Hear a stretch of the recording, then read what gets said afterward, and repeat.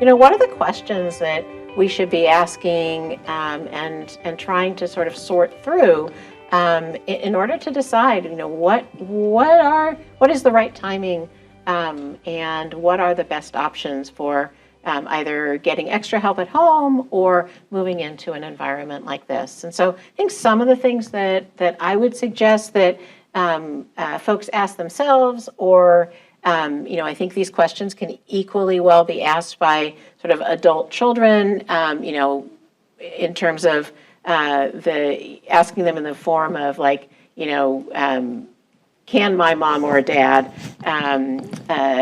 do this? But really thinking about, what is most important to me as I grow older? And have I discussed this with my loved ones?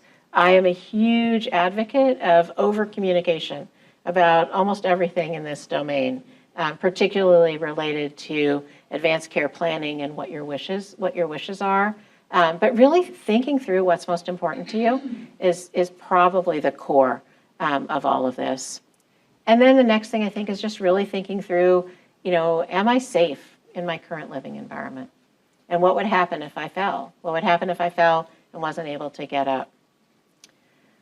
Are there things that are important to me that I'm not able to do any longer because of the impact of normal aging? And then what are some of these strategies, as we've talked about for a few of these things, that can be implemented with the help of my family, with the help of caregivers, with the help of physician teams or case managers in order to compensate for some of those factors.